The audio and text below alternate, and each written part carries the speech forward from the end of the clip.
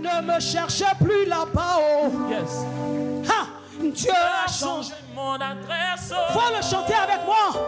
Ne me cherche plus là-bas. Oh. Qu'est-ce qui s'est passé? Il y a longtemps que j'ai déménagé. Ne me cherche plus là-bas. Ne me cherche plus là-bas. Oh. Je ne suis plus là-bas. Dieu a changé mon adresse. Il a changé notre nom. Ne me cherche plus là-bas. Oh. Il y a longtemps. Il y a longtemps que j'ai déménagé. Il va me prendre. Il va m'arranger. Il va me positionner. Il va me prendre. Il va m'arranger. Il va me positionner. Il va me prendre. Il va me prendre. Il va m'arranger. Il va me positionner. Il va me prendre. Il va m'arranger. Il va me positionner. Ne me cherche plus là-bas.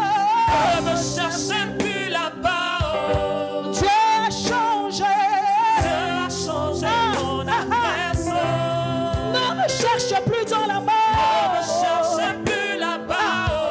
Il y a longtemps que j'ai déménagé. Il y a longtemps que j'ai déménagé. Il va me prendre. Il va me prendre. Il va m'arranger. Il va me positionner. Il va me prendre. Il va m'arranger. Il va me positionner. Il va me prendre. Il va me prendre. Il va m'arranger. Il va me positionner. Chante-le, chante-le, chante-le. Il va me prendre. Il va m'arranger. Il va me positionner. Positionné dans la gloire de zéro à prodige. Ha! Il a changé mon nom. Ah! Il va me positionner. Ah! Il va me prendre. Il va me prendre. Il va m'arranger. Il va me positionner. Changer mon histoire. Il va me prendre. Il va me prendre. Il va m'arranger. M'arranger. Il va me positionner. Ne me cherche plus là-bas. Ne me cherche plus là-bas. Oh. Dieu a changé mon adresse. Ne me cherche plus là-bas. Oh. Il y a longtemps que j'ai déménagé. Ne me cherche plus dans la Ne mort. me cherche plus là-bas. Oh. Dieu a changé. Dieu a changé mon adresse. Ne me cherche plus dans la stérilité, dans la sorcellerie, dans le rejet. J'ai déménagé. Il va me prendre. Il va m'arranger. Il va me positionner. Il va me prendre. Il va m'arranger. Il va me positionner. Ah, est-ce que quelqu'un peut acclamer ce Dieu qui positionne? Est-ce que tu peux acclamer ce Dieu qui change nos vies? Est-ce que tu peux l'acclamer en poussant des cris de joie? Oh!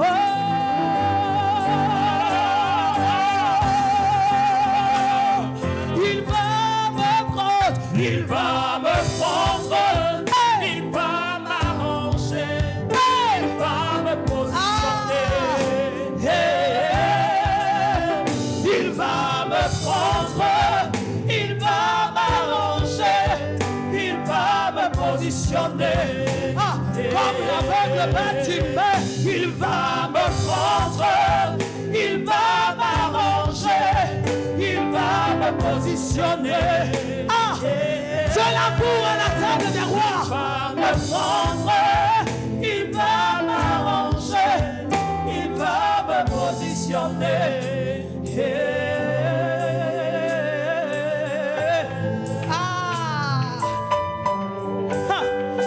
Il m'a positionné.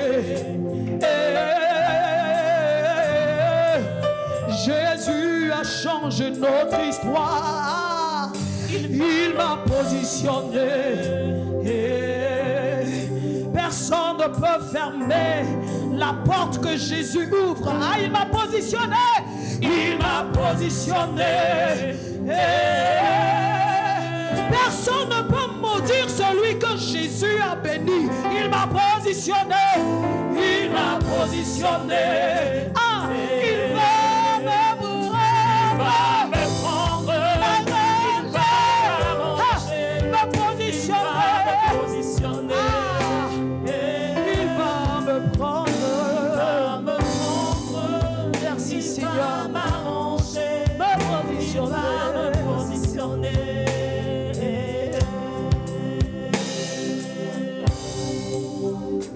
Tu es l'auteur de toutes choses. Tu as aimé ces vies. Tu es allé les chercher au plus profond de la boue. Alors que le monde disait de nous que nous étions juste utiles pour la mort. Alors que le monde disait que nous étions juste bons pour la mort. Toi, oh Dieu, tu as vu en nous des hommes et des femmes de valeur. Des hommes et des femmes de grand prix. Alors même que nos familles nous rejetaient. Toi, tu nous as pris de cette boule-là.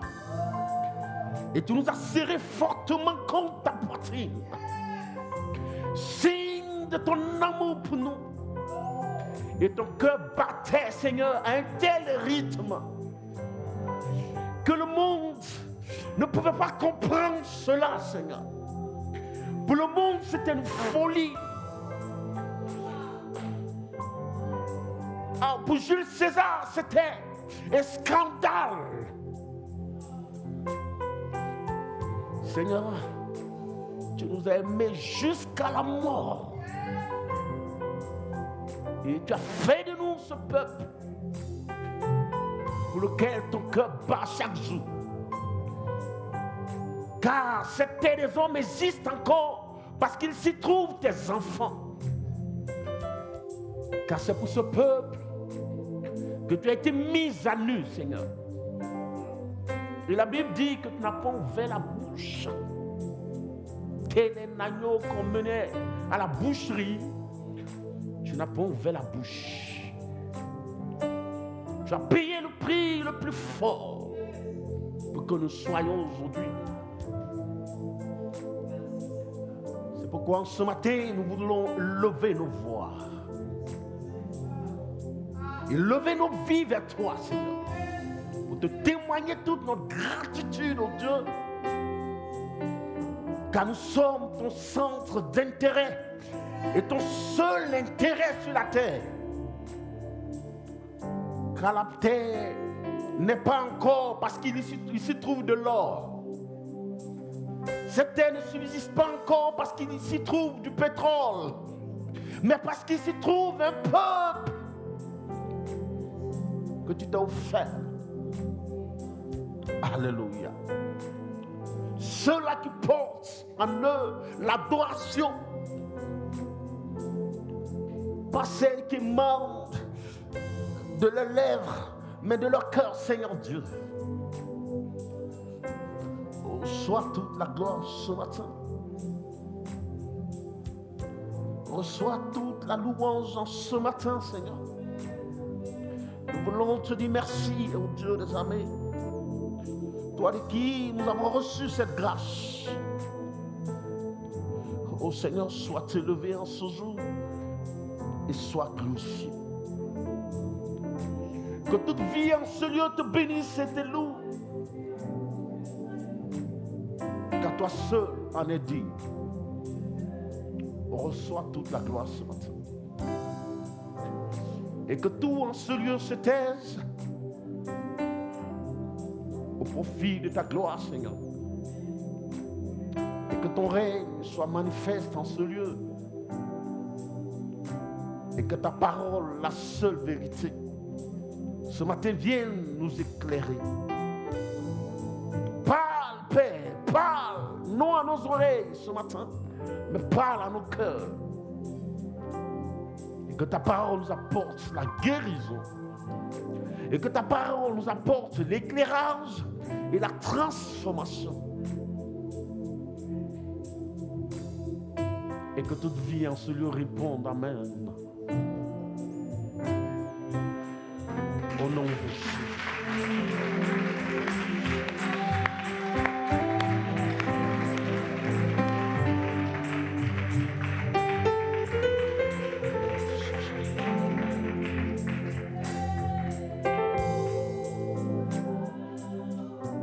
Sans que tu me donnes la vie, Seigneur, je te donne un chant.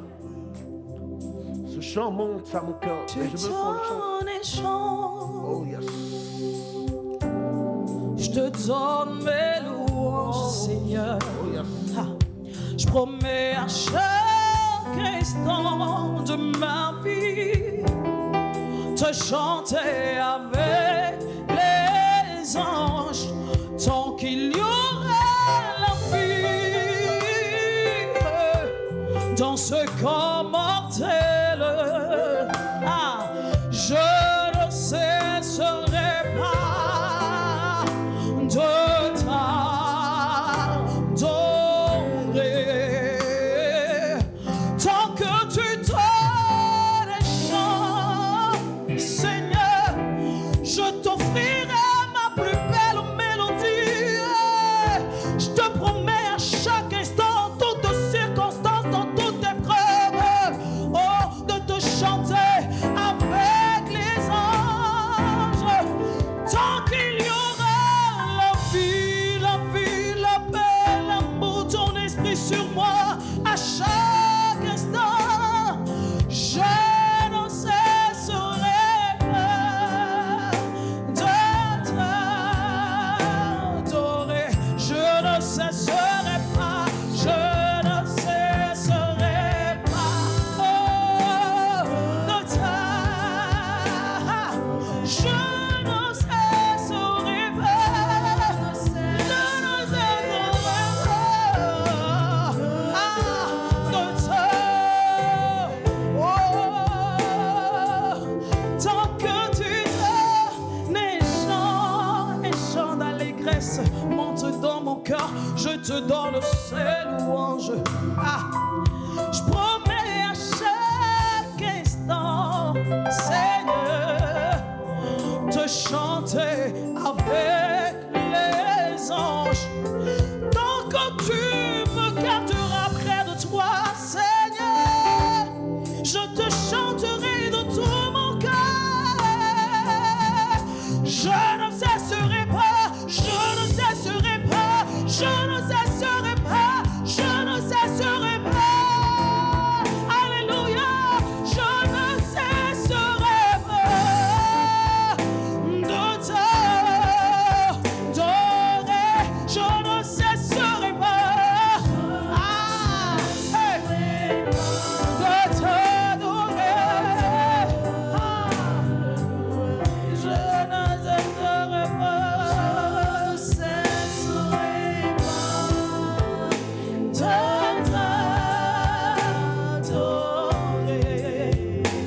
je ne cesserai pas de t'adorer, car tu contrôles toute vie. Ah, je ne cesserai pas de t'adorer, même si la tempête s'élève, je me lèverai encore et encore, encore et encore, encore et encore, car tu es le maître de ma vie. Je ne cesserai pas de t'adorer, je ne cesserai pas de te louer, car Jésus est Seigneur. Je ne cesserai, je ne cesserai, je ne cesserai, je ne cesserai, je ne cesserai, je ne cesserai.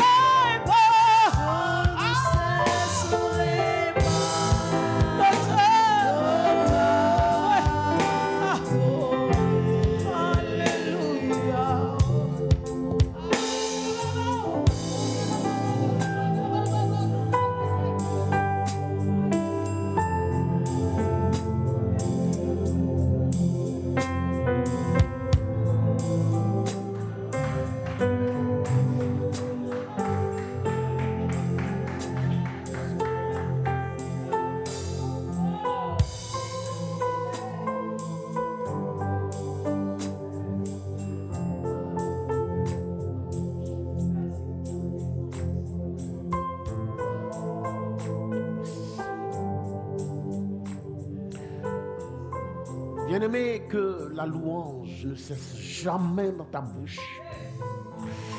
Car tu es celui sur qui Dieu compte pour faire monter l'adoration vers lui. Tu es celui que Dieu a choisi, celui en qui il a investi son esprit, afin que tu sois pour lui cet instrument de louange. Ta vie est à lui. Tu lui appartiens. Le Seigneur veut que tu sois pour lui cet instrument qui chaque jour fait monter l'adoration pour réjouir son cœur et pour réjouir son âme. Ne t'arrête jamais d'adorer ton Dieu, parce que lui seul en est digne. Lui seul en est digne, bien-aimé. C'est ce pourquoi tu existes et c'est ce pourquoi tu es né. Dieu veut que tu sois cet adorateur qui chaque jour, à chaque instant, malgré la tempête, malgré les difficultés, parce que la seule chose devant laquelle les difficultés ne peuvent résister, c'est l'adoration. Si alors qu'Israël était confronté à une armée redoutable et que le roi a mis en avant, pas l'armée, mais des adorateurs, des chants. Ah, ça veut dire que l'adoration est plus puissante que la bombe atomique. Et devant l'adoration du peuple éternel, l'armée adverse s'est effondrée.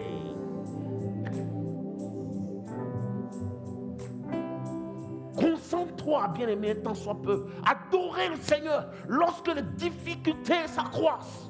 Quand ton adoration monte encore plus fort. Alléluia. Plus puissante. C'est la seule chose qui fait reculer les difficultés et l'adversité. Car en adorant Dieu, au milieu de la vallée, tu es en train de lui dire qu'il n'y a de Dieu que lui, qu'il n'y a de solution que lui. En dehors de lui, il n'existe point de Dieu. Et que cette situation que tu vois va disparaître bientôt. Alléluia.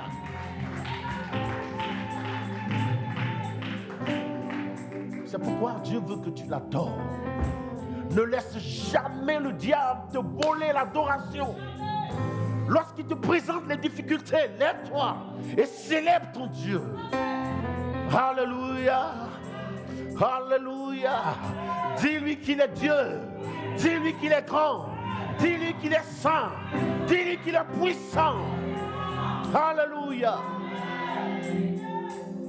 Et tu verras les situations se dissiper. Parce que l'objectif du diable,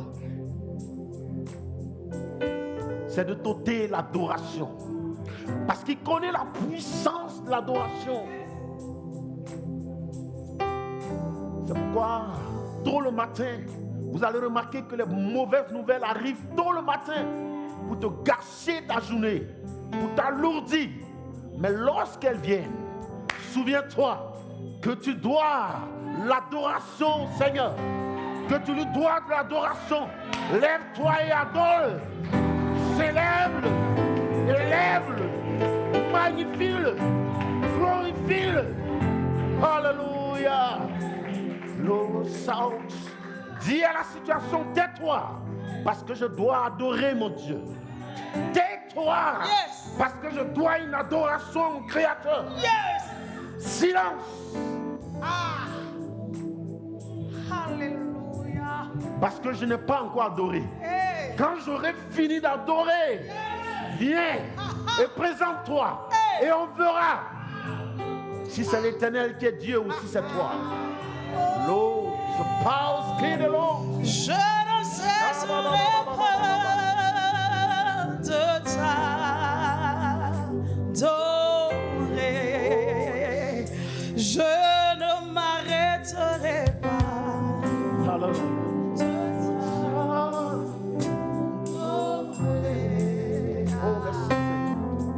Alléluia. Est-ce que tu peux acclamer le Seigneur ce matin? Est-ce que tu peux l'acclamer? Alléluia.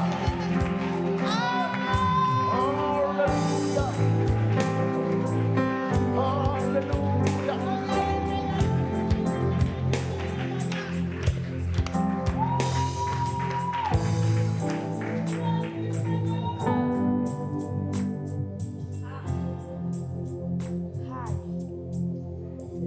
Est-ce que tu sais que le Seigneur est présent?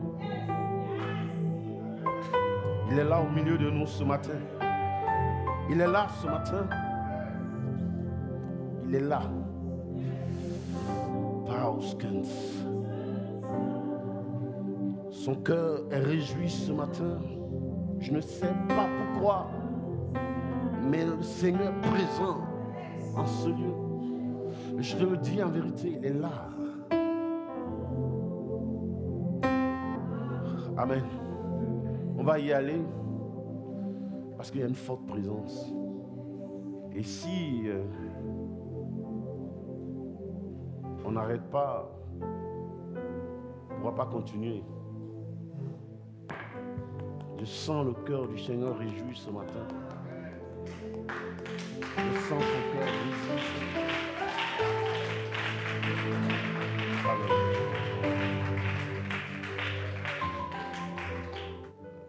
Bien-aimés, nous sommes donc dans notre thème général de l'année, intitulé comme suit. Pour 2024, je fais de ma vie la demeure de Christ. Je fais de ma vie la demeure de Christ. Et par la grâce de Dieu, et comme nous le disions, que ce n'est pas juste une prière que l'on formule à Dieu pour dire « Seigneur, voici ma vie, viens y habiter ». Non. C'est toute une démarche. Et c'est pourquoi, puisque la volonté de Dieu, à la fin de ce message, c'est de faire de nos vies son habitation. C'est pourquoi le Seigneur nous conduit dans cette démarche. Nous avons vu en premier sous-thème la rénonciation. Parce que pour que Christ fasse de ta vie sa demeure, il faut que tu sois ce grain de blé là, qui tombe en terre et qui meurt afin qu'il puisse porter du fruit. Il faut que tu meures afin que le Christ, lui, vive au travers de toi. Donc, être capable de renoncer à un certain nombre de choses. Il faut donc accepter de faire le vide pour que Christ vienne prendre toute la place. C'est pourquoi, si tu veux que Christ règne en toi, il faut que tu acceptes de faire le vide afin qu'il puisse venir occuper la maison. Alléluia. Et depuis 4 dimanches, nous sommes certainement au 5e dimanche en train de traiter ce thème portant sur le pardon. Et certainement que quelqu'un nous prend en marche et il se dira, mais pourquoi autant d'insistance? Bien-aimé, Dieu nous demande d'insister sur ce thème, sur le pardon, parce que le pardon, c'est la vertu même de Dieu. C'est l'attribut de Dieu. C'est-à-dire, c'est sa nature. C'est ce qui lui est propre. Le pardon. Parce que pour que nous soyons, toi et moi, aujourd'hui, déclarés justes et appelés enfants de Dieu, il a fallu que Dieu lui-même, à un moment donné, fasse preuve de miséricorde envers nous et qu'il prenne sur lui-même nos péchés, nos condamnations, toutes nos iniquités, et que par son sang, il ôte nos péchés et que par son sang, il nous justifie. Pour que cela soit, il fallait d'abord une remise à zéro du compteur. Parce que si le compteur n'est pas remis à zéro et qu'il y a encore des choses qui parlent contre toi, Dieu ne peut pas avancer avec toi. Tout comme la femme adultère, Jésus a dit, moi non plus femme, je ne te condamne pas, mais va. Parce qu'à l'instant, je viens de mettre à zéro le compteur pour toi. maintenant toi, ta responsabilité, c'est de demeurer dans cette justice. Car à partir de cet instant, plus rien ne te réclame, plus rien ne parle contre toi. Mais toi, demeure. Tout l'évangile, bien-aimé, tous les efforts que nous faisons, tout l'évangile dans son entièreté, bien-aimé, se résume en ce seul mot ou en ce seul verbe, demeurer. La Bible dit qu'il nous a rachetés, il nous a délivrés de la puissance des ténèbres et il nous a transportés dans le royaume du Fils de son amour. Pourquoi? Pour y demeurer. Bien-aimé, si le combat que tu mènes chaque jour ne consiste pas à faire demeurer, à faire de ta vie l'habitation de Dieu, ça veut dire que tout le combat que tu mènes là est nul. C'est zéro. Tout l'évangile se résume en ce verbe. Demeurer. Celui qui demeure sous l'abri du Très-Haut demeure. Celui qui demeure sous l'abri du Très-Haut, qu'est-ce qu'il fait? Repose. La conséquence directe, c'est reposer. Mais toi, demeure sous l'abri. Si tu demeures sous l'abri, le soleil ne te frappera pas. La neige ne te frappera pas. Toi, demeure-y. Le combat ne consiste pas à crier de minuit à 6 heures contre des autels. C'est faux. C'est une pure distraction. Parce que si le Christ demeure en toi, car dira-t-il lui-même, c'est le Père qui demeure en moi. C'est lui qui fait ses œuvres. Mais ce n'est pas moi. C'est-à-dire, c'est le Père qui éprouve du plaisir à vivre en moi, qui éprouve du plaisir à faire de ma vie sa demeure, son habitation, et qui habite désormais en moi. C'est lui qui fait les choses que vous voyez.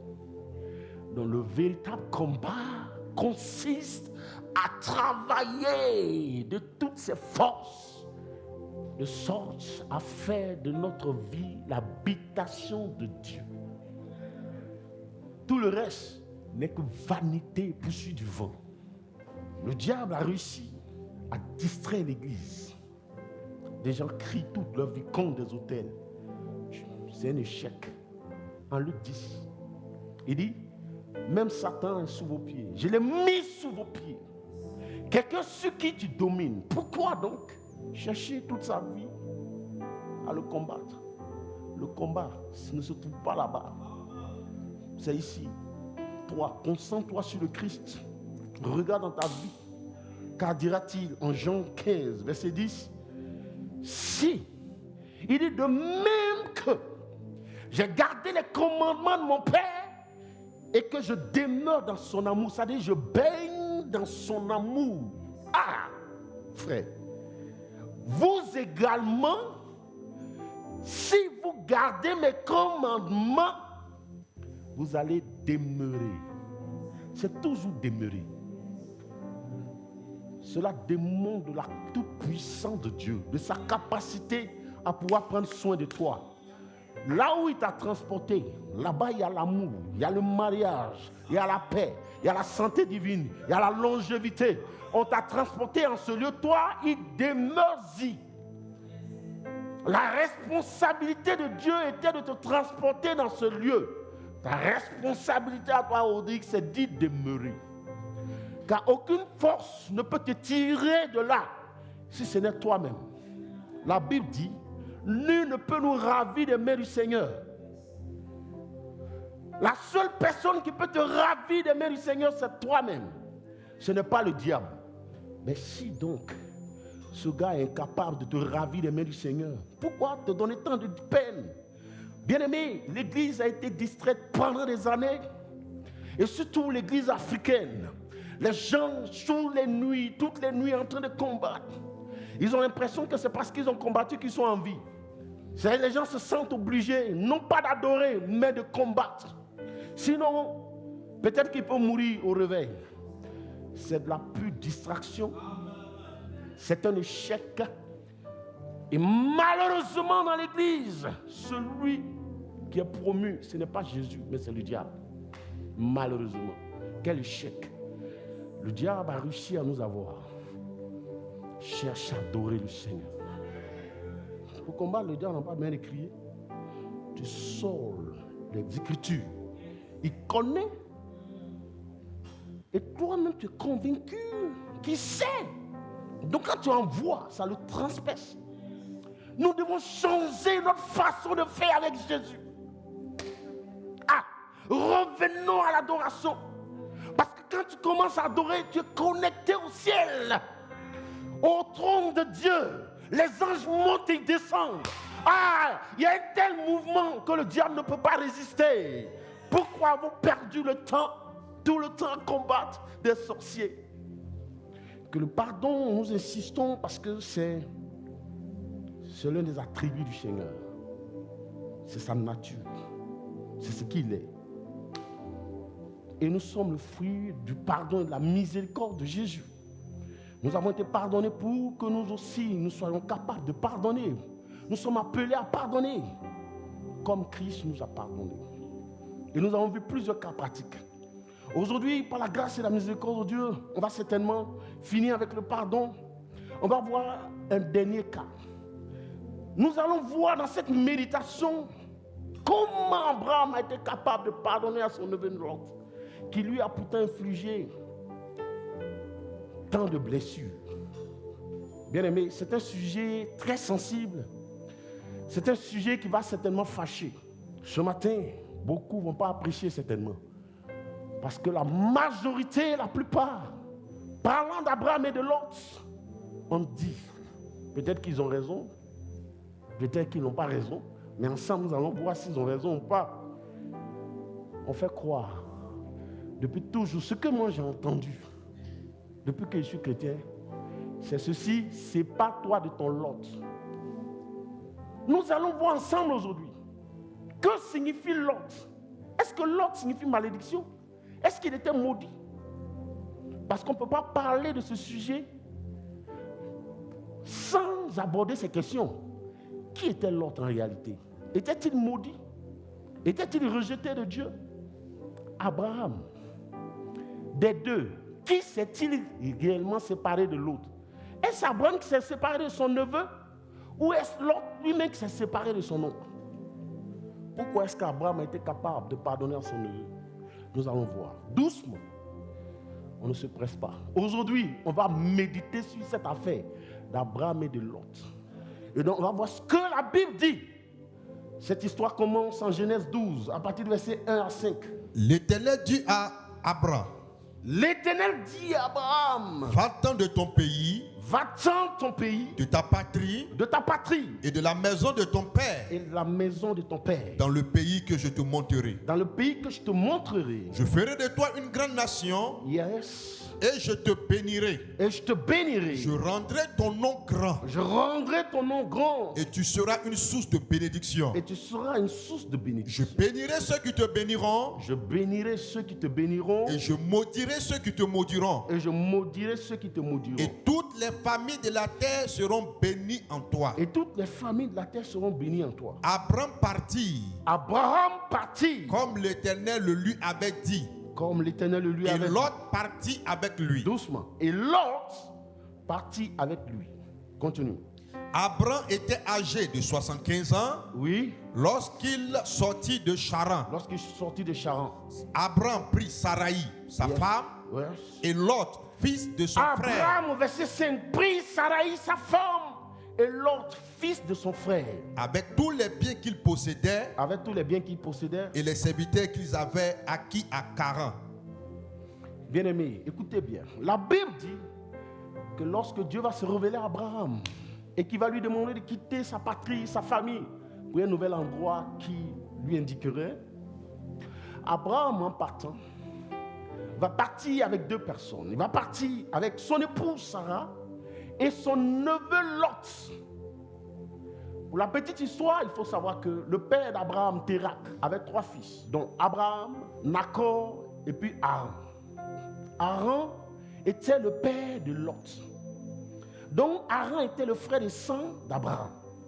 Quelque temps après, Aram va mourir. Quand Aram meurt, son fils Lot va passer sous la charge de, comment il s'appelle, Abraham et de son père Térak, dont les deux auront la responsabilité d'éduquer l'enfant. Alléluia. Quelque temps après, le père d'Abraham lui-même décède. Qu'est-ce qui va se passer? Aussitôt, automatiquement, l'enfant va passer sous la charge d'Abraham. Alléluia. Donc Abraham, en allant répondre à l'appel de Dieu, ne va pas seul. Il va avec son fils. C'est-à-dire, il va avec Lot. Chapitre 13, versets 1 à 5. Abraham remonta d'Égypte vers le midi. Oui. Lui, sa femme et tout ce qui lui appartenait. Et tout ce qui lui appartenait. Et Lot avec lui. Et Lot avec lui. Abraham était très riche en Écoutez troupeaux. bien, hein. Écoutez, voici. On dit Abraham était très riche au verset 2 en troupeaux, en argent et en or. Il dirigea ses marchandises du midi jusqu'à Il Bethel, dirigea ses marches du midi jusqu'à Bethel jusqu'au lieu où était sa tente au commencement. Entre Bethel et Haï. Oui. Au lieu où était l'autel qu'il avait fait précédemment. Yes. Et là, Abraham invoqua le nom de l'Éternel. Yes. Lot, qui voyageait avec Abraham, Lot qui voyageait avec Abraham avait aussi des brebis, des bœufs et des tentes. Nous voyons déjà que la Bible dit que Lot était aussi béni, n'est-ce pas? Lot, Dieu nous dit ici que Lot qui marchait avec Abraham, Abraham était tellement béni que cela a rejailli sur Lot. Lot aussi était également béni. Peut-être pas au même titre qu'Abraham, mais il était aussi béni. On s'en va, hein? Ça c'est le premier point. Déjà, on ne voit pas, la Bible ne nous parle pas de malédiction. Et pour que tu saches, pour ton information, Lot, en réalité en hébreu, veut dire couvert ou voile. C'est-à-dire, ou remplacement. C'est-à-dire celui qui a été donné en remplacement de son père. Donc, je ne vois pas. Déjà, en hébreu, Lot ne signifie pas malédiction. Est-ce qu'on est d'accord? Je vous ai dit, c'est une méditation. Et la contrée était insuffisante. Pour qu'ils demeurassent ensemble. Car. Non, doucement. Maintenant, la question qu'on se pose, quelle a été la cause de leur séparation? Deuxième point. Ils se sont séparés. Est-ce que la Bible dit qu'ils se sont séparés parce que l'autre était maudit? La Bible ne dit pas qu'ils se sont séparés parce que l'autre était maudit. Mais la Bible dit, les deux étaient tellement bénis que l'espace qu'ils occupaient s'est avéré petit pour les deux. Et la contrée était insuffisante. Et l'espace était devenu insuffisant pour les deux. Pour qu'ils demeurassent ensemble. Car leur bien était si considérable qu'ils ne pouvaient demeurer ensemble.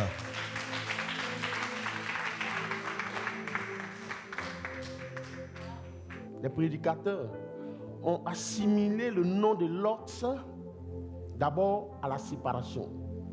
Ils ont donné, bien que cela ne veut pas dire séparation, mais les prédicateurs au départ ont assimilé le nom de Lot à la séparation. Ils ont donné un autre sens. Ça, c'était la première étape. Plus tard après, ils prétendent que Abraham s'est séparé de Lot parce que Lot est maudit.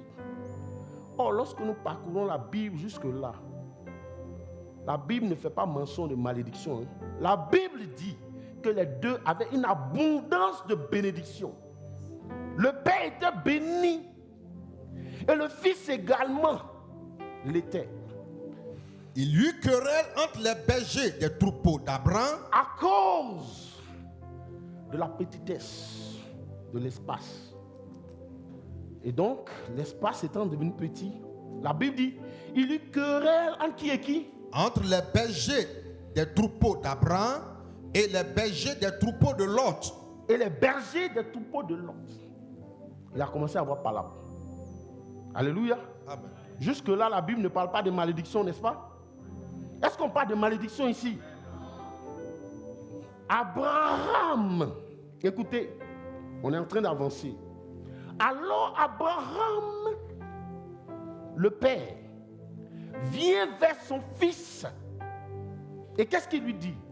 Qu'il n'y ait point, je te prie, de dispute entre moi et toi. Regarde. Ni entre mes bergers et tes bergers, Wow. car nous sommes frères. Regardez. Non, c'est trop fort ça. Regardez l'humilité d'Abraham, lui le père. Écoutez, lui en tant que père, il descend de son autorité. Il fait preuve d'humilité envers son fils. En l'appelant non fils, mes frères. Il dit, mon fils, je t'en supplie par les compassions de Dieu. Nous sommes issus du même sang. Ce qui nous lie, c'est un lien de sang.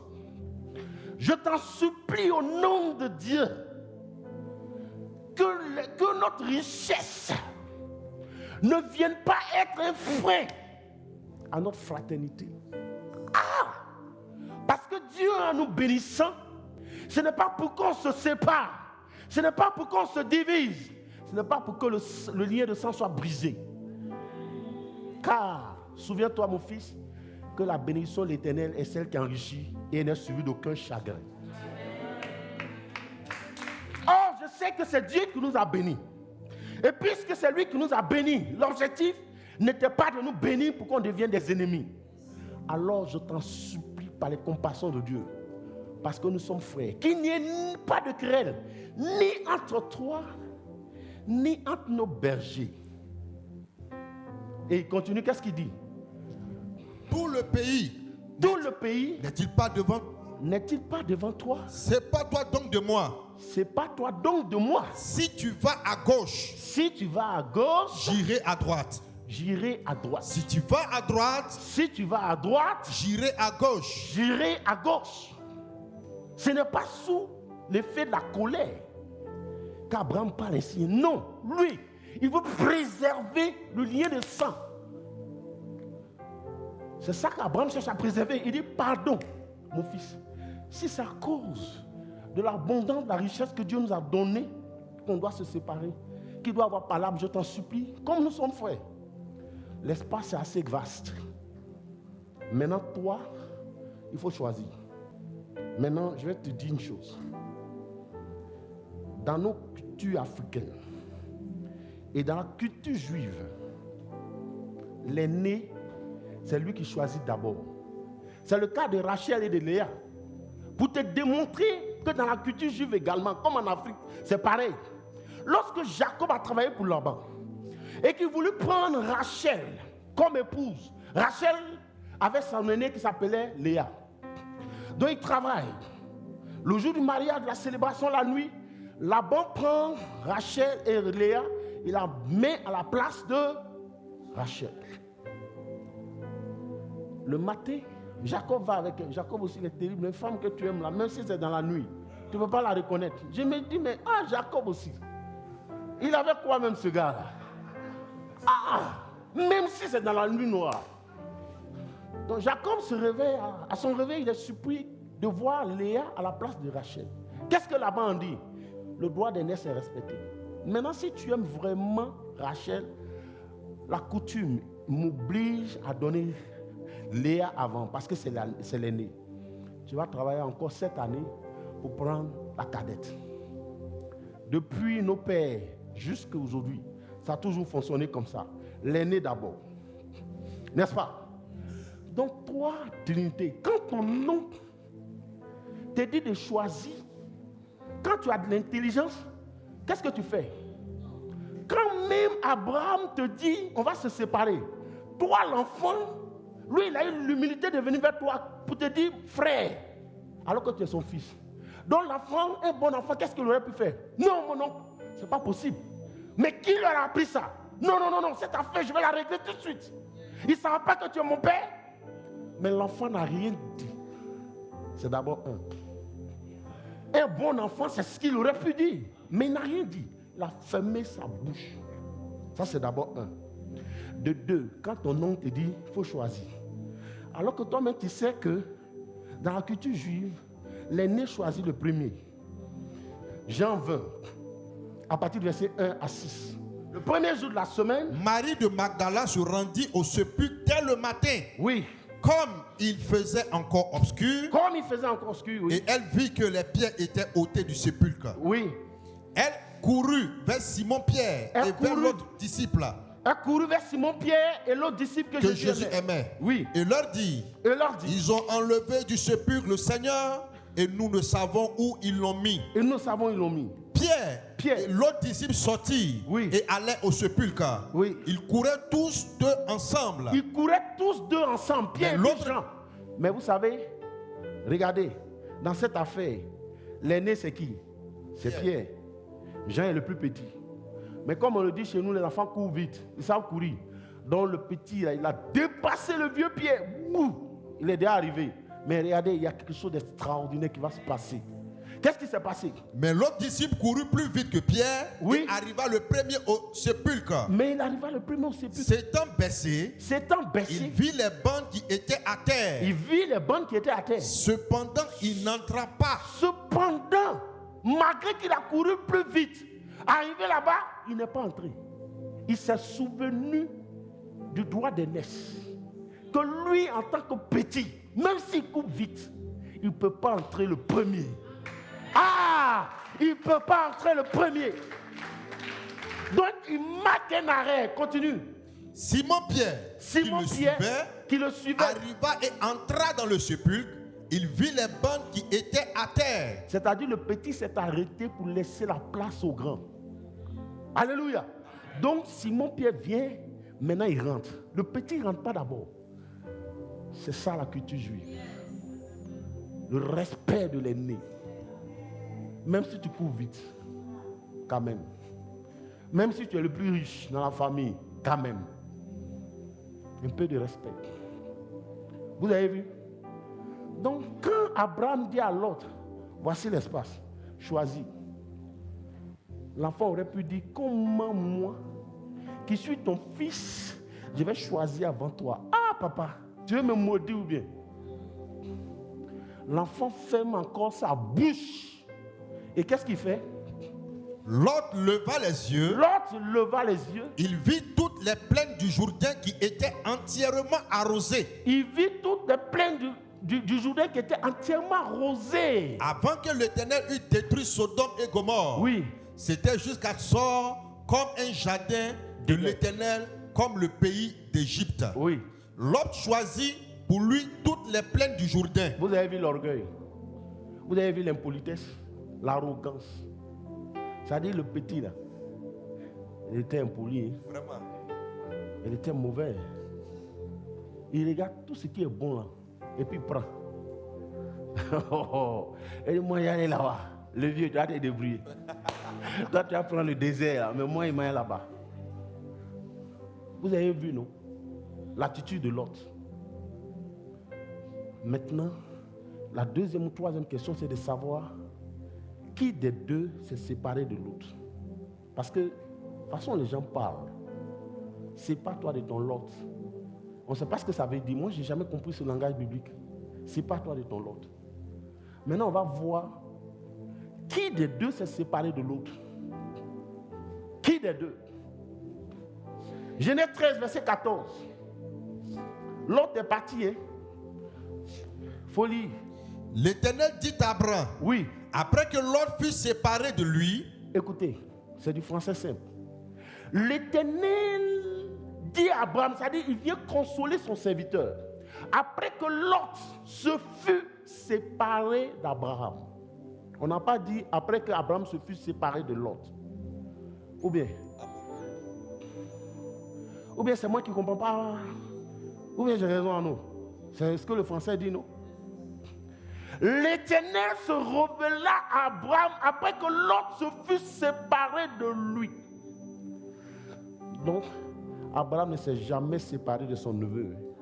Parce que dès le départ, il a dit, je ne veux pas qu'on se sépare. Je ne veux pas qu'on se divise. Maintenant, d'où vient le fait qu'on dise, c'est pas toi. On a vu que l'autre n'est point maudit. Maintenant, Abraham, en réalité, ce n'est pas lui qui s'est séparé. Mais c'est le petit dans son orgueil qui s'est séparé de son oncle. Maintenant, je vais te dire pourquoi je dis qu'Abraham était capable de lui pardonner. Regardez la méchanceté de Lot. Lot, en quittant où ils étaient, à Charan, lorsqu'il quittait Charan avec son oncle, il était conscient, serviteur, que son oncle n'avait pas d'enfant. Et que comme il n'avait pas d'enfant, lui, Lot, il était pour lui comme son enfant, son seul fils. Sa femme et lui, ils étaient avancés en âge. Donc lui, il est plus jeune. Donc quand Abraham le voit, il est consolé. Il se dit, voici mon fils. Mais si j'en ai pas encore eu, si j'en ai pas eu, c'est pas grave. Mais celui-là, il est issu de mon sang. Donc sa présence déjà est une consolation pour Abraham. Il n'a pas hésité. C'est-à-dire, il ne s'est même pas soucié de son oncle. Il ne s'est jamais dit, mais si je vais en laissant le vieux là et sa femme, mais je vais les blesser, je vais les attrister. Est-ce que lui il a pensé à ça? Lui il n'a regardé qu'à son intérêt et il est parti. Il est parti en laissant cette blessure là à son oncle. Abraham, ce jour-là, a su qu'il n'avait pas d'enfant. C'est ce jour-là qu'Abraham a su qu'il était stérile. Et que sa femme aussi était stérile. Lot vient de leur rappeler cela. Et à moi, ces deux vieux-là. Vous n'avez pas dit que c'est Dieu qui vous a appelé. Ne cherchez pas votre enfant. Hein. Vous voulez prendre l'enfant des gens. Moi, mon père, il s'appelait Aaron. Il ne s'appelait pas Abraham. Mon père, il est déjà mort. C'est ce jour-là qu'Abraham s'est rendu compte qu'il était vraiment stérile. Ça fait 2 fois plus mal. C'est-à-dire, il n'a pas ouvert sa bouche pour lui dire stérile, mais par son attitude, il leur a dit. Donc, Abraham a été blessé. Mais l'enfant, lui, est parti, il s'en fout. Il n'a pas regardé en arrière. Ça blesse. Et ça reste pendant des années, n'est-ce pas? Parce que si ce n'est pas la grâce de Dieu, c'est-à-dire, ce n'est pas facile. Donc, jusque-là, nous avons vu qu'Abraham n'a pas chassé son neveu. Il ne s'est pas séparé de lui. Mais c'est plutôt son neveu qui s'est séparé de son père. Parce qu'il était devenu riche. Et nous avons vu que l'autre n'était pas maudit non plus. Mais regardez un peu. Un jour, il y a eu la guerre dans la contrée de Lot, à Gomorrhe, Sodome et Gomorrhe. C'est-à-dire 5 rois se sont réunis contre 4. Les 5 ont eu la victoire. Et la Bible dit qu'ils ont pris tous les biens de Sodome et Gomorrhe, ils ont fait des esclaves. Et l'autre était parmi eux. Un fugitif, quelqu'un qui a pu s'évader, échapper, arrive jusqu'à Abraham et il lui dit, Abraham, il y a un événement malheureux qui a eu lieu aujourd'hui. Il y a eu la guerre à Sodome et à Gomorrhe. Et les rois ont fait des esclaves. Malheureusement, ton fils, Lot, il fait partie. Un fuyard vint l'annoncer à Abraham, l'hébreu. Oui. Celui-ci habitait parmi les chaînes de Mamré, l'Amoréen, frère d'Eshcol et frère d'Aner, qui avait fait alliance avec Abraham. Dès qu'Abraham eut appris... regardez, malgré toute la blessure, mais la Bible dit, dès qu'Abraham a appris que son frère avait été fait prisonnier, que son neveu avait été fait prisonnier, il arma 378 de ses plus braves serviteurs. C'est-à-dire, il n'a pas attendu un jour. Aussitôt, le lien de sang a parlé. Le sang a parlé plus fort que la rancune. Le sang a parlé plus fort que la blessure. Le sang s'est élevé au-dessus de la blessure. Le lien de sang a ressurgi. La Bible dit sur le champ, Abraham va constituer une armée. Bien-aimé, c'est-à-dire il était prêt à mourir pour l'autre. Parce que, bien-aimé, 5 nations, comment tu peux prendre 318 personnes pour aller combattre 5 armées? Abraham n'a pas hésité. Mais il a risqué sa vie parce qu'il était prêt à défendre le lien de famille. Maintenant, vous savez pourquoi Abraham a eu la victoire? Abraham a eu la victoire parce que Dieu a vu en lui cette valeur qui fait partie de sa nature, le pardon. Ah, le pardon et l'amour. Parce que Dieu a vu que le mobile qui a motivé Abraham à aller retirer son neveu n'était pas l'argent, n'était pas l'or. C'était un mobile pur.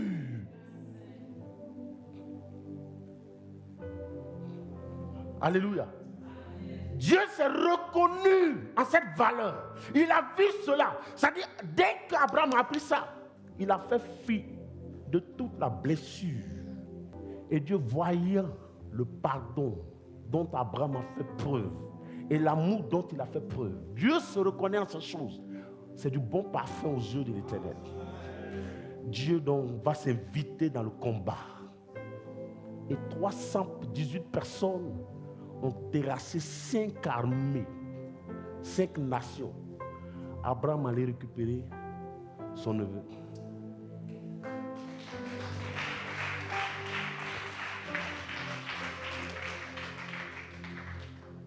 Que ton amour, bien-aimé, soit plus fort que la rancune. Que ton amour soit plus fort que la vengeance. Car Dieu ne se reconnaît pas dans la vengeance. Dieu se reconnaît au pardon, dans l'amour, dans la miséricorde. De même que je vous ai fait miséricorde, faites miséricorde vous aussi à votre tour. Alléluia. Abraham allait chercher son neveu. Il a risqué sa vie. Et on a vu, lorsque le roi de Sodome lui a dit, Abraham, il faut que tu sois récompensé. Qu'est-ce qu'Abraham a dit? Niet. Crois-tu que c'est pour de l'argent? C'est à cause de ton argent que je suis allé libérer mon neveu? Crois-tu qu'il s'agit d'une affaire d'argent? Tu sais ce qui représente pour moi? J'ai la responsabilité de perpétuer, moi, le lien de famille, même si ce jeune homme a été aveuglé par la richesse. Moi, je ne peux pas faire comme lui. Je ne peux pas faire comme lui. Mon rôle et ma responsabilité à moi, c'est de perpétuer ce lien, de le préserver. Il a libéré son neveu Lot. Maintenant, d'où vient le fait que dans l'église, que l'on dise, sépare-toi de ton Lot. C'est l'un des plus mauvais enseignements que j'ai entendu dans l'église. Jésus t'a racheté par son sang au même titre que moi. Qui est-ce qui te dit que parce que tu es riche, toi tu es béni et que moi je suis maudit? Qu'est-ce qui te fait croire ça? Il faut prendre Acte 10. Pourquoi crois-tu que l'enfant de Dieu, que Christ a racheté par son sang, est maudit? Acte 10, versets 9 à 15. Le lendemain, 9 à 15, oui. Comme ils étaient en route, écoutez, et qu'ils s'approchaient de la ville, Pierre monta sur le toit. Oui, écoutez. Vers la 6e heure pour prier. Il eut faim. Et il voulut manger. Pendant qu'on lui préparait à manger, oui, il tomba en extase. Oui. Il vit le ciel ouvert. Et un objet semblable à une grande nappe attachée par les 4 coins. Oui. Qui descendait et s'abaissait vers la terre. Yes. Et où se trouvaient tous les quadrupèdes, oui, les reptiles de la terre, les oiseaux du ciel. Et une voix lui dit, lève-toi, Pierre, tue et mange. Mais Pierre dit, non, Seigneur, car je n'ai jamais rien mangé de souillé ni d'impur. Yes. Et pour la seconde fois, la voix se fit encore entendre à lui. Oui. Ce que Dieu a déclaré pur. Ne le regarde pas comme souillé. C'est bon. Amen. Ça dit sur cette nappe, il y avait toutes sortes d'animaux. comme dans l'église.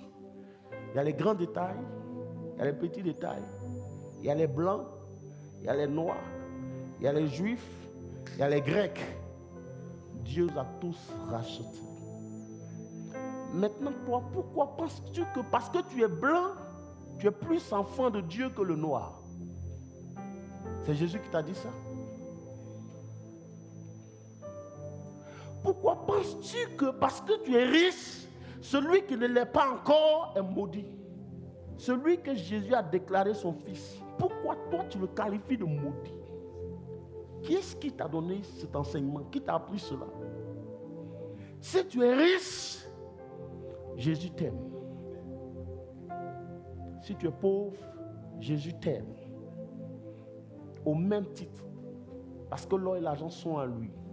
Donc Jésus ne peut pas t'impressionner par ta richesse parce que c'est lui qui t'a donné. Ce que Jésus a dit, il dit que les plus forts soutiennent les plus faibles. Mais Jésus n'a pas dit que les plus forts chassent les plus faibles, qui se séparent des plus faibles. C'est donc un mauvais enseignement.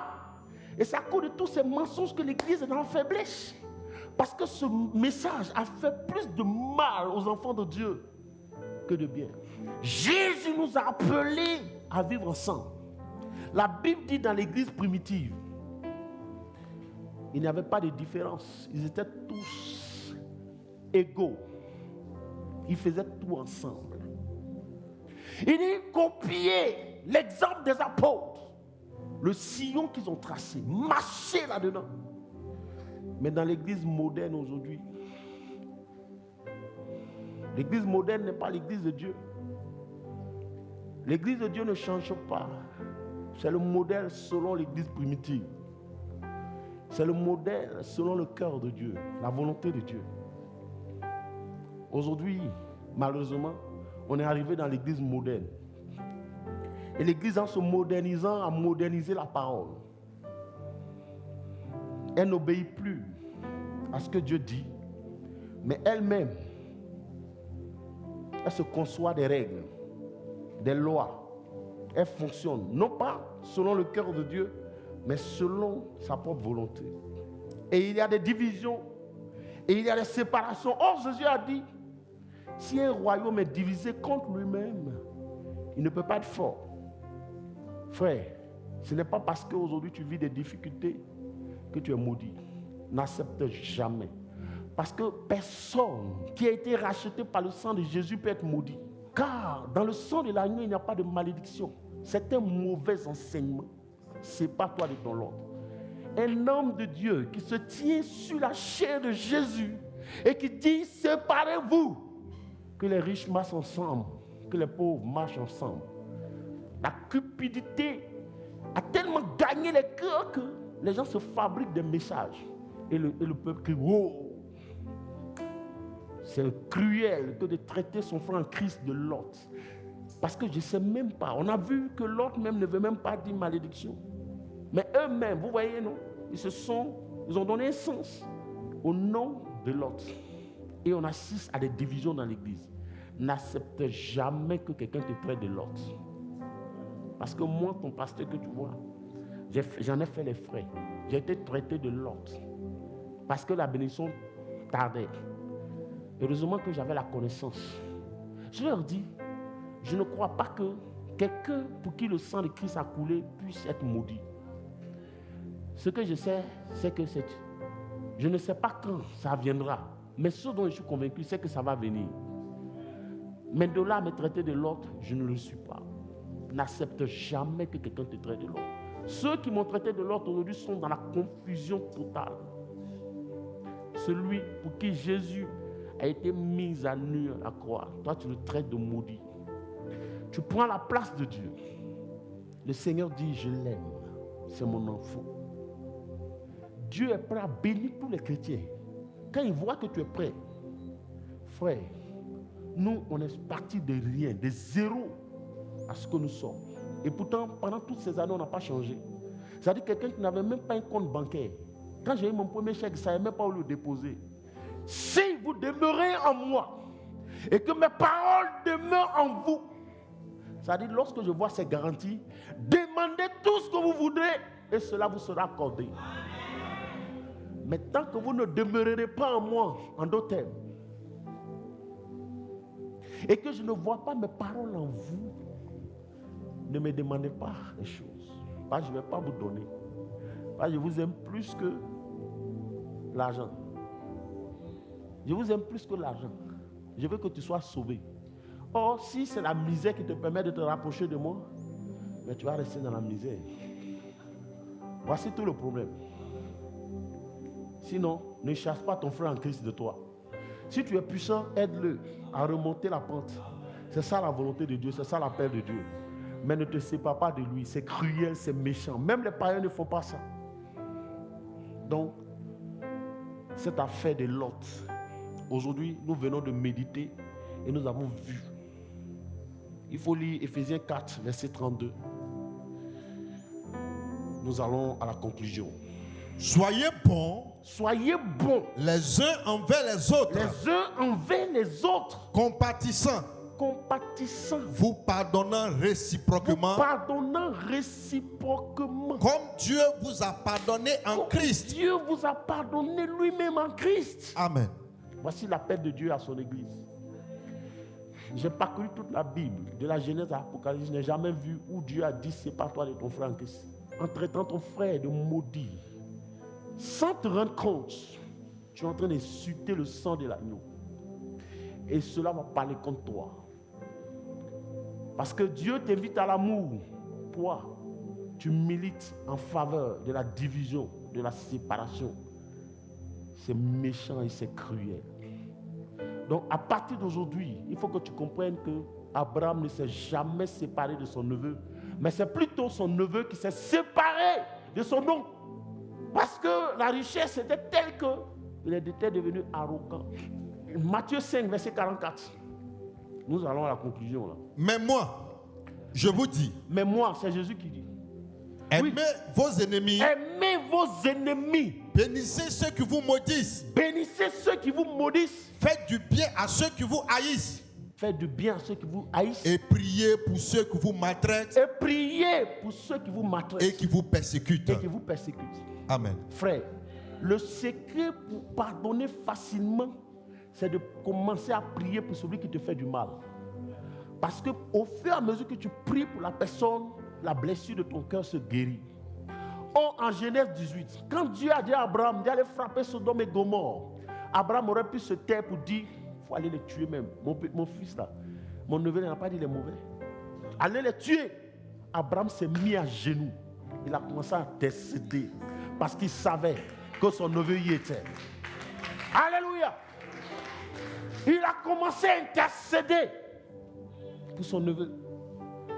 Quand Jésus, Dieu, te dit, prie et aime tes ennemis, ce ne sont pas des paroles en l'air. Le secret pour pouvoir pardonner, c'est de commencer à prier pour celui qui t'a fait du mal. Plus tu pries pour la personne, plus ton cœur pardonne et aime. Dieu nous invite à l'amour et non à la séparation.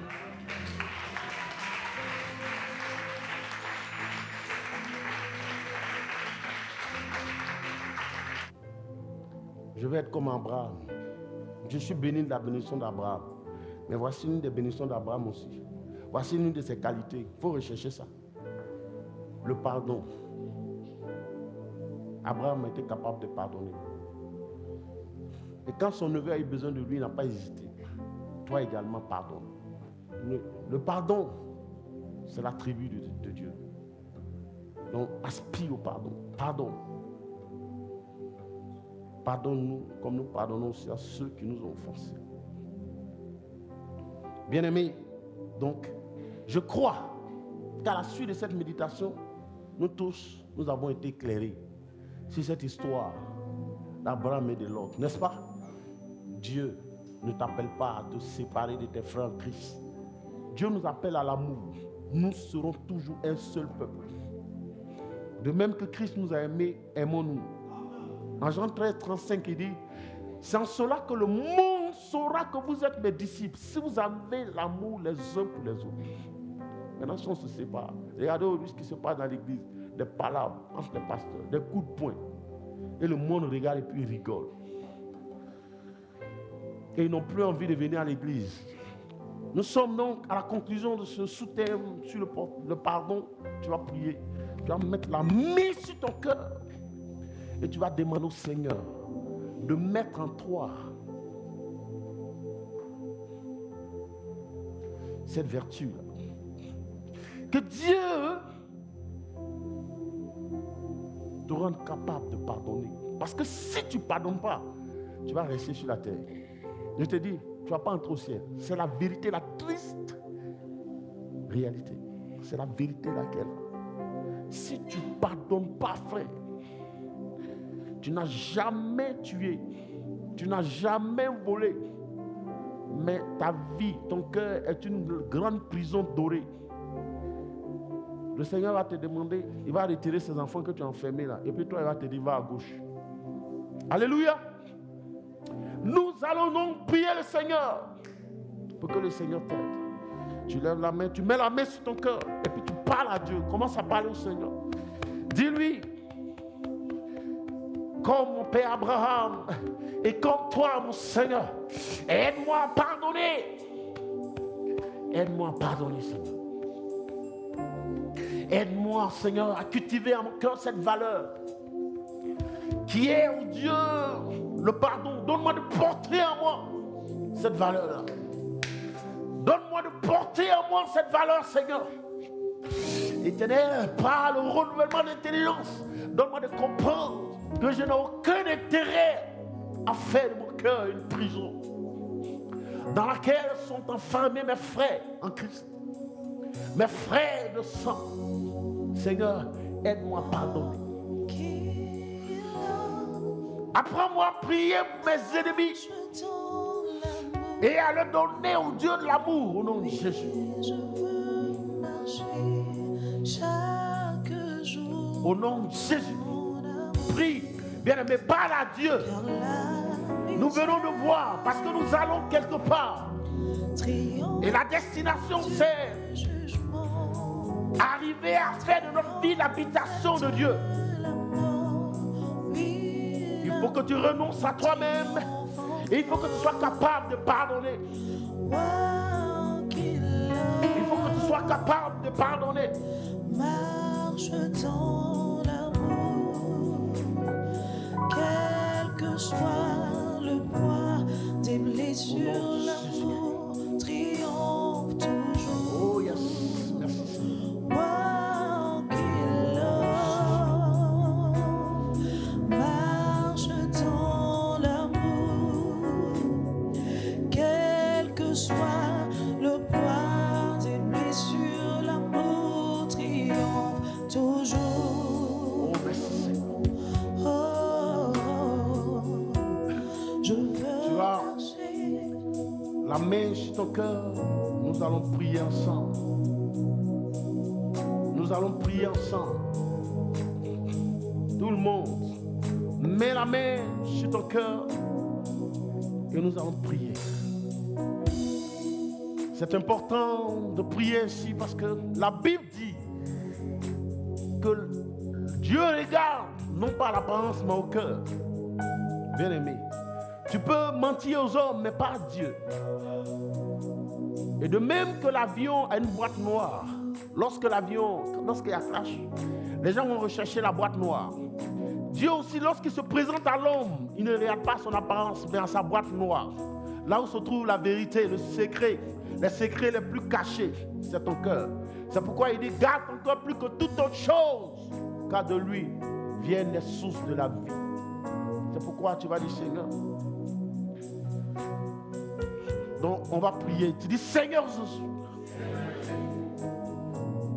toi en tant que mon Père, et moi en tant que ton Fils, donne-moi de te ressembler. Donne-moi de manifester en mon cœur l'amour et la miséricorde, car ce sont tes valeurs. C'est ta nature. Ta volonté, c'est que je sois capable de te ressembler, de faire comme toi. Seigneur, Aide-moi par ton esprit. Comme Abraham, rends-moi capable de pardonner à tous ceux qui me causent du tort. Rends-moi capable de pardonner et d'oublier. Parce que toi, le premier, tu m'as pardonné. Et la Bible déclare que tu as ôté mes péchés. Il n'existe plus. Et tu m'as rendu capable aujourd'hui d'invoquer ton nom. Et parce que tu as ôté mes péchés, comme la femme adultère, la Bible déclare que tu as remis le compteur de ma vie à 0. Tu m'as rendu capable, par le pardon, d'être appelé fils de Dieu, au nom de Jésus, et d'avoir part à la richesse des saints dans la lumière. Seigneur, pendant plus d'un mois, tu m'as enseigné sur le pardon. Maintenant, par ton esprit, rends-moi capable de l'appliquer au nom de Jésus. Au nom de Jésus, afin d'être trouvé digne par ta grâce. Au nom de Jésus. Au nom de Jésus. Je déclare désormais mon cœur ouvert. La prison de mon cœur ouverte au nom de Jésus. Et aujourd'hui, je m'engage à libérer toutes les personnes qui étaient enfermées au nom de Jésus. Donne-moi, Seigneur, un cœur pur, rempli d'amour, de compassion et de miséricorde dans le nom de Jésus. Merci, Seigneur, car désormais, je suis capable de pardonner à quiconque me fait du mal. Au nom de Jésus. Au nom de Jésus. Merci, Seigneur. Amen. On acclame le Seigneur.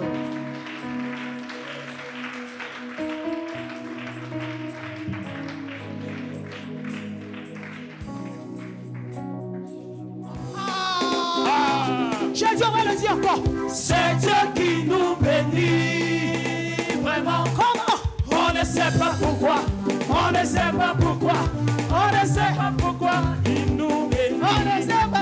On ne sait pas pourquoi. On ne sait pas pourquoi. Qu'est-ce qu'on lui a On donné? ne sait pas pourquoi il nous bénit. Alors nous serons toujours devant. Et non jamais à la queue. Nous serons toujours devant. Et non jamais à la queue. Nous sommes toujours à la tête. Nous sommes toujours à la tête. Proclame. Et non jamais à la queue. C'est Dieu. C'est Dieu qui nous bénit. Vraiment.